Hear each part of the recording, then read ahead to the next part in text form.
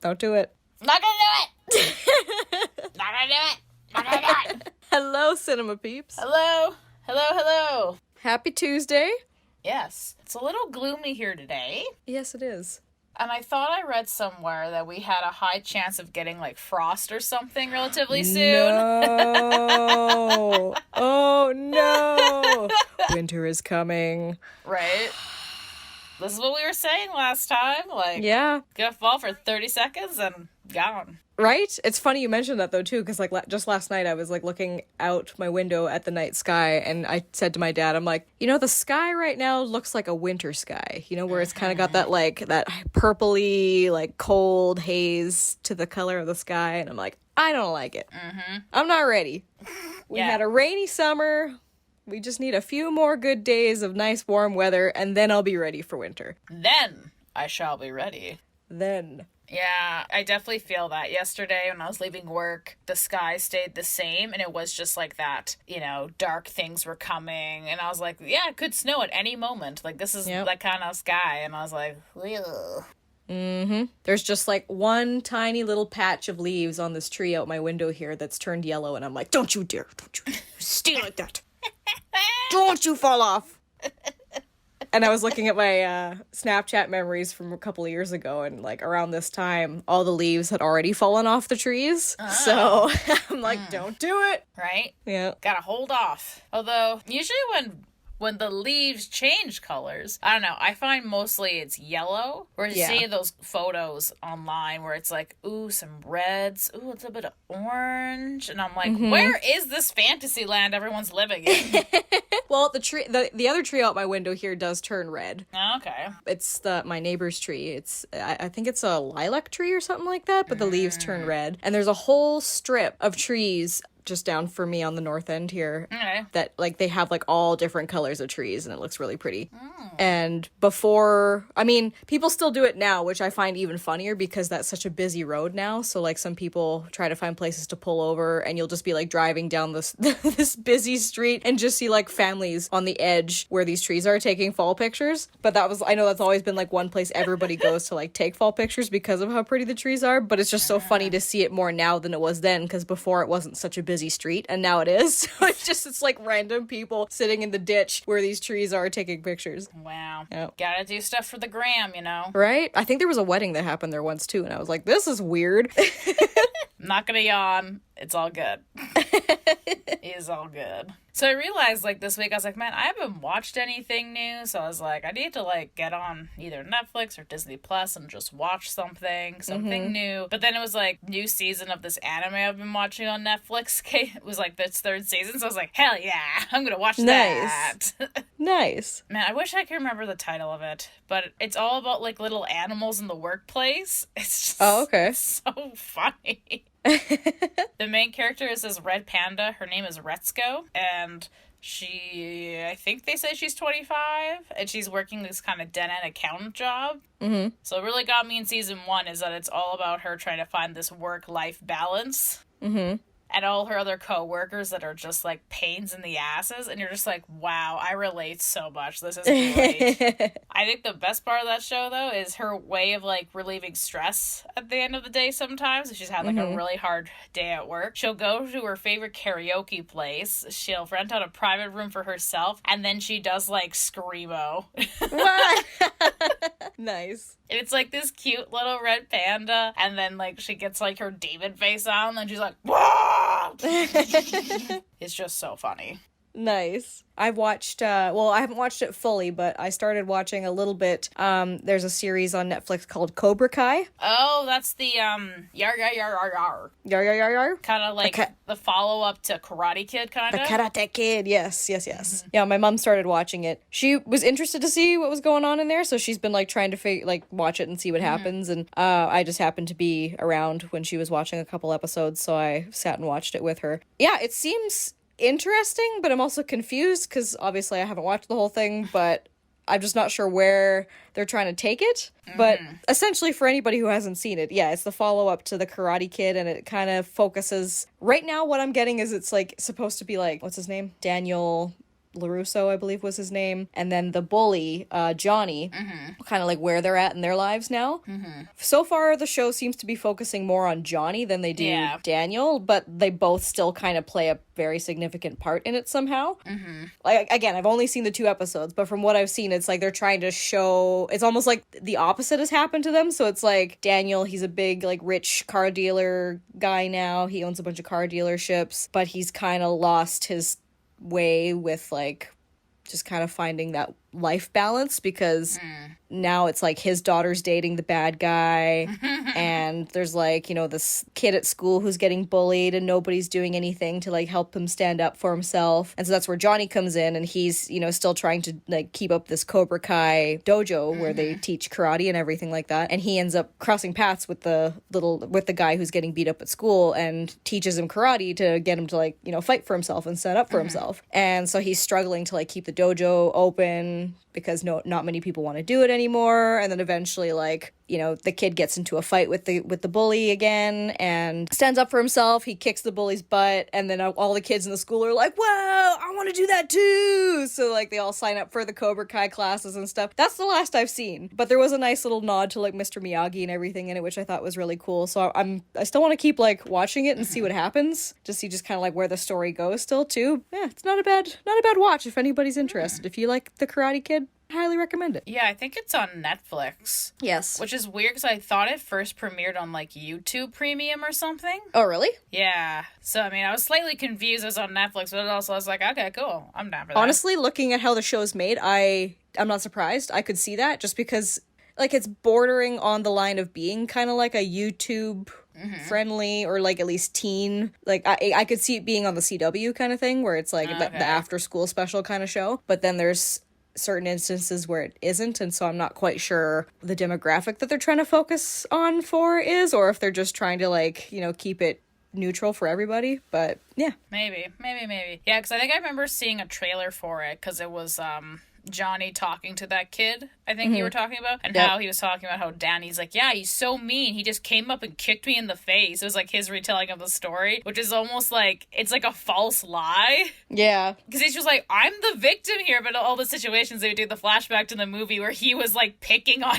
Daniel first or something. Yeah, there's a couple times where it's like, okay, maybe like the way the perspective is like Danny was maybe didn't need to do that, but in other instances it was like, I don't understand, I just was minding my own business, then this old guy came and beat us up, and I was like, So it's kind of funny to me, at least, that they're trying to, you know, have this who was originally a villain, you know, kind of be like, hey, I'm innocent in all this. Yeah. Like I said, I don't know if they're trying to like tell more or shine more of a light on his background and where he came from and why he was the way he was, but it looks like they're trying to see if they can, you know, or if he can redeem himself in some ways. I don't know, because like they touch on like the fact that he's got a son now and his son's kind of a deadbeat because he's a deadbeat, but then there's a bit where, you know, because there's still that rivalry between Daniel and Johnny, right? You like throughout the show they kind of like have these little instances where they either cross paths or one mentions the other, and you can tell that there's obviously still that rivalry there. And so at one point Johnny's son ends up like going to work for Daniel, and I think he's doing it to like get back at his dad for not being there all those times, so he's trying to like start up this relationship with Daniel to like, you know, make him jealous and like start some shit. So yeah, so we'll see where it goes, but yeah, makes me want to watch The Karate Kid again. Let's start some shit. That sounds really Such cool. Such a good movie. That sounds really cool. I'll definitely have to give it a watch. Oh no. Uh-oh. Oh no, technical difficulties. Not in the middle of the podcast. Guys, no, we haven't had this happen before. Fucking technology, man. I know. That's the first time it's done it to us during a podcast. That is fair. I guess it usually always happens just when we finish. Anywho's pickle, past technical difficulties. I don't know if you saw the news. Wonder Woman's been pushed back again to Christmas, really? December 25th, which I don't know if that's the best idea. Why? Did they say why?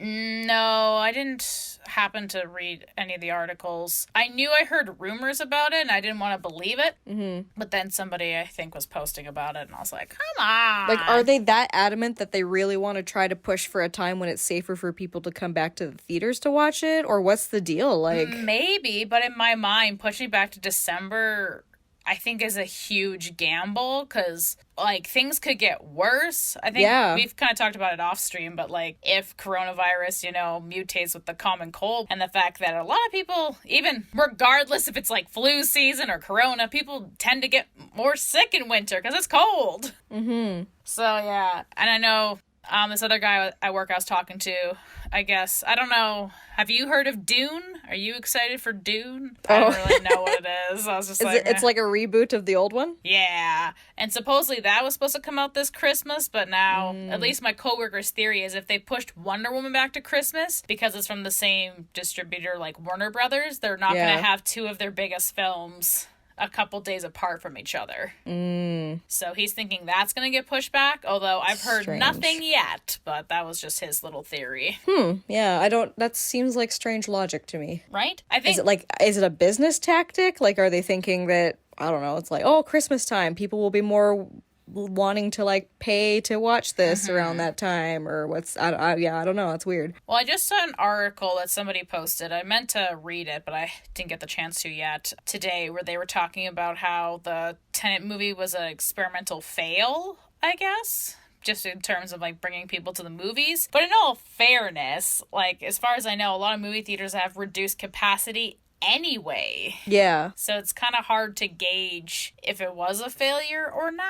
Yeah, you can't really go based off that logic. I saw somebody on Instagram posted too that they actually went to a drive-in theater to see Tenet. Oh, nice. And they said that it wasn't actually a smart idea she was like, you know, I can see the appeal of why people like to, you know, go to drive-in movies, as do I. And she's like, it's been years since I've been to one, but I don't think seeing a brand new movie is a good thing to do. Yeah. Like, seeing a movie for the first time as it would be in a drive-in theater, because she's found it very hard to, like, focus on the dialogue, especially with it coming through the radio and everything. She's like, yeah. I could not imagine trying to keep up with Tenet dialogue through the radio. Oh, my goodness gracious. No. Yeah, so that movie, at least in particular, she was like, I don't recommend anybody checking this out, at least in a drive-in. Go to an actual theater if you're going to, or, you know, whatever, but yeah. Right. And I mean, because I think Wonder Woman is supposed to come out in October. So now, you know, I think we have another month and a half of, like, as far as I know, no real big releases. Like, we'll have, like, I'm assuming, like, a couple movies here and there, but it's going to be relatively small.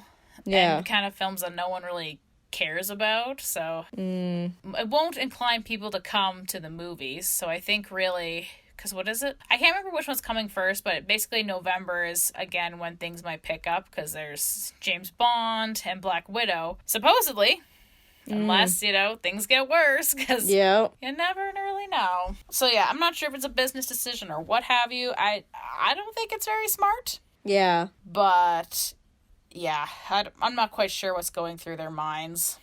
I was talking about this with someone at work, and they pointed out the more they push back Wonder Woman, the more they're going to have to spend on marketing. So they're losing out more and more and more. Yeah. And I was like, oh, that's a good point. And I think we kind of brought this up when we did our DC podcast, when they did their kind Fandom? of... Yeah. With, like, when they released another trailer, and I was like, yeah, I get it, but I want to save some stuff for, just for the movie. But now at this point, it's like, oh no, we're keep getting pushed back. It's a little much. Yeah, I'd just be interested to know, like, what their reasoning behind pushing it back is. If it is, like, a business decision, or are they trying to just, play it safe and thinking that it'd be better to do it around that time, or what the deal is. Because personally, I really have no interest in going to the theater anytime soon myself, but from the people that I have talked to who have gone to the theater, they've said it's been a pretty swell time right now. And considering that supposedly this second wave is supposed to be coming sometime soon, maybe now's the time, or just maybe, as much as you probably don't want to, post it online so that it's streaming online. Do what they did with Mulan and, like, charge people to watch it, because at that point, if it's just that you need to make the money back, I don't know. I don't know. It's right. Well, tomorrow I'm gonna go see New Mutants and see how it's gonna hold up. Like I said, I'm going in with very low expectations. Yeah. Just the fact that I think that movie, because I remember when we did a Talkie Tuesday I think, in video form. Yeah, it's back in the day. I think maybe it was films we were excited to see the following year or something. Because I'm pretty sure it made my list of, like, movies I wanted to see the coming year, and I think it was like 2017 or something. Yeah. Someone said maybe even 2016, and I was like, I didn't think it was that long ago, but I was like, you know what? It's possible. I feel like I've heard the name around for a couple of years at least. Right? And so I'm just kind of like, ugh. And to be fair, I haven't really looked up, again, why this has occurred. So yeah, I'm just going to try to go in, open slate, see what happens. Yeah. And then maybe I'll do some research afterwards, just out of curiosity. I honestly didn't believe they were going to release it this year, but like just by the fact that they kept pushing it back, I was like, oh, well, it's not getting released in 2020. Yeah. That would be foolish. Oh, nope, here it is. All right. Just, yeah, I find that very, very strange. I'd be interested to know the reasoning behind all that. If anybody knows, comment below, or what you think it could be. Tell us. Tell us now! Because I know a lot of people also, too, and obviously myself included, are worried about, like, the demise of cinema is going to be soon because of all the streaming services and stuff like that. And, of course, you know, I feel like a lot of people still really do enjoy the experience of going to the movies. And obviously we can't as much right now because of the pandemic. But, yeah, I wonder if that plays anything into their logic or whatever. Maybe. Yeah, because I've talked about this a couple times with my dad, and my dad kind of agrees, like, it's hard to capture that experience in a cinema when you have, like, the buttered popcorn. And there is kind of this weird camaraderie? No robbing. But, you know, when you go see it live with, like, other people, it's surprising. Like, you could sit in a theater of, like, 500 plus people, and it could be, like, dead silent because everyone's so engaged with the film. Yeah. And everyone's laughing, or sometimes I'm laughing at other people laughing because it doesn't make sense to me. I'm like, why are you laughing at this part? Nothing happened. And then I'll start laughing because I'm like, you're crazy. Yeah. Oh, fuck. That just reminds me. I was watching Teen Titans Go to the Movies. It's this cartoon animated TV series that got its own theatrical movie. And there was this part about waffles or something.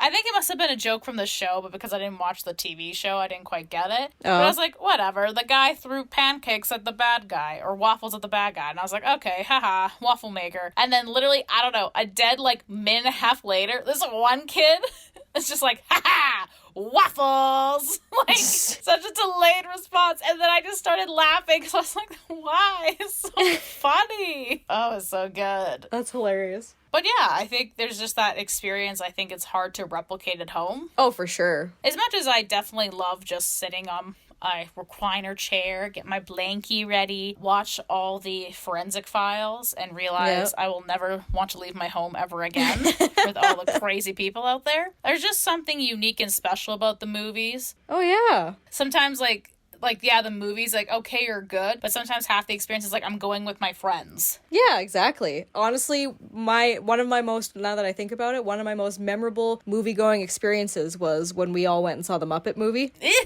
Just because of how much fun it was to go with everybody. And, like, there was a lot of, I don't know, it just seemed like all the jokes and the songs that, like, it was, like, perfect timing. Like, everything in that movie resonated with all of us in some way, and all of us just, like, were able to share those reactions and that entertainment together. Same with when we saw Pitch Perfect, too. Oh, yeah. Not Pitch Perfect 2, but Pitch Perfect as well. Yes.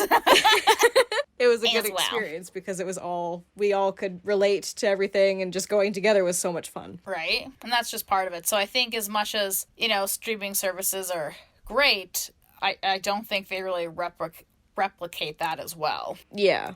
Yeah, I agree. And hopefully that'll be enough to keep people still wanting to go. Because I know that there's that fear that, you know, eventually they're just going to shut down because of all the streaming services. But if, you know, the camaraderie and the community of humanity persists, cinema will live long. Long live the cinema. I mean, maybe I'm being cynical. I do imagine at some point it will close down. Yeah. But I'd like to think it won't be in our lifetime. But honestly, who knows? Who knows? But it is definitely what's the word I'm looking for? Like, it's not really I wouldn't call it an art form, but, you know, it's like I don't know where I'm going with this. Anyway. It is an art. It's something that people have always loved to do. You know, it's an excuse to get out, to go do something. It's a form of entertainment. It's a means of escapism, as you said before. And I feel like it's just something that kind of stands a test of time, really, because everybody loves doing it. Hell yeah. And then that's why people make movies, is to be able to, you know, move people and entertain the masses and bring people together. You know, a lot of the reasons why people love making movies. So beautiful, Kendra. Thank you. I am applauding somehow, but you can't see, but I am. Applaud. Round of applause. Yay. Yay. Nailed it. But yar. I'm hoping for some new content to just kind of trickle in this last little bit of the year, but it's weird. I'm not really excited for anything right now. I mean, I was for Wonder Woman, and now it's been pushed back. I mean, I'm still excited for Black Widow and the new James Bond film. I think that's going to be great, but... I guess the silver lining to look at it is that maybe this is the time to, you know, take a break from... Because we've had so much, like, content pushed at us like crazy, like, pre-COVID and everything, too. So, yes, there's still content being pushed at us in other ways, but I kind of see it as, like, a silver lining to be able to, like, you know, catch up on all the other things that that's already been pushed at us, or take a break from it all, and then we'll have a bunch of new stuff to be, like, really be excited for, and kind of, like, get that excitement back to go and see the movies and go do things like that. So, yeah. Did you just say stop watching the content? That goes against everything we've been saying these past couple podcasts. We always end up watching all the content. How dare you? There are some people who just want to take a break, and they should be able to. I've never heard of this break you speak of. What do you speak of? I think you need to get out. Oh, hell no. I'm staying inside. I watch those forensic files. I watch them murder docs. I ain't never leave my house. I don't know. I have been in a weird... I'm not sure what it is. It's not even like it's Valentine's Day or something, but I've been, like, really digging to watch, like, a romantic comedy lately, and I have no idea why. Honestly, go for it, because I feel like, personally, that's how I've been feeling about some of the content I'm watching lately. Is I just need to watch some happy shit, you know? Like, something funny, something heartwarming. I just need that, because it's so dingy and dark and sad and gross outside and in the world right now. So just to watch something to kind of give you that glimmer of hope and inspire you and make you happy. Right. There's a one on Netflix I was gonna try to watch called, I think it's called Lovebirds. I think that's what it was called. And it's the story of this couple that kind of gets roped into this murder. Mm-hmm. And so, but it, like, I know the way I'm describing it, it's already like, what? But it's like definitely like has like a funny spin to it because they're trying to clear their own names. Oh yeah. And who is it? Anna Camp's in it. I think she plays, like, kind of an evil person, so I'm kind of down for that. Yeah. Like, And, yeah, I don't know. There's also this weird scene, which I think that's why I want to watch. It's like, there's this weird occult scene that I guess they sneak into this cult, and the guy's just like, we have some traitors within our midst. Can we please remove our masks? And, like, it's a test, so, like, the only people who take off the masks are the couple, because I guess it's an unspoken rule that you never remove your mask. Oh, okay. So they get up, remove their masks, and they go, oh shit, no one else did it. So they can be singled out. Oh man. Nice. It looks like it, like, I don't think it's quite dark comedy, but, like, I think it's just, like, one of those situational comedies. Yeah. And I don't know. I just saw the trailer for it, and I was like, you know what? Up for this. Let's do this. Yeah, that sounds like it's really funny. So maybe I'll have to watch that this week. It's called Lovebirds? I believe it's called Lovebirds. Okay. And there's another one, and it has Robbie Amell in it. Oh. And I was going to watch that one. I mean, strictly because Robbie Amell's in it. And oddly enough, Anna Camp's in that one too, actually. She plays one of the friends, so you know what? Yeah. So I'm secretly just wanting to go on an Anna Camp binge, is what I'm realizing. What's that one called, do you know? Ah, shit tits, hold on. I have to double check. I don't remember it. I don't know if you'd be into it at all, just you mentioning Anna Camp, but she's also in the show True Blood. Oh, yeah. And she plays, like, this crazy lady, and it's so good. Like, she does a really good job of it, but if you ever had an interest in watching True Blood... She's a good Christian lady. But she's psycho. Underneath, she's psycho. We're all a little psycho, okay? Oh, I think it's called Desperados. Oh, yeah. Okay. Yeah. And it's the whole thing about this girl who's like, I've had such bad luck with men. And then she meets Robbie Amell, apparently is the perfect guy. But then he doesn't, like, call her for a couple days or something, like he said he would. So then she sends, like, a really nasty message to him. And then he, like, calls, like, I don't know, whatever time. She's already sent this message. And he goes, I'm so sorry, honey boo. I, like, fell off a mountain. I'm in the hospital. And I lost my phone. And she's like, what? And so she's like, is it crazy if I want to go to Mexico to find his phone so I can delete the message? And one of her friends was like, yes. And then one's like, no. And then, yeah, I guess that's what the story is about.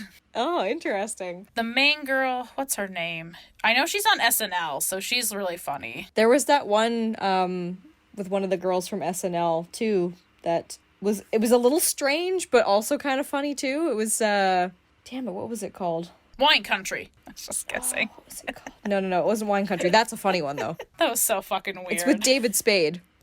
The Wrong Missy. Yeah, Wrong Missy. That's it. That one was like advertised real hard.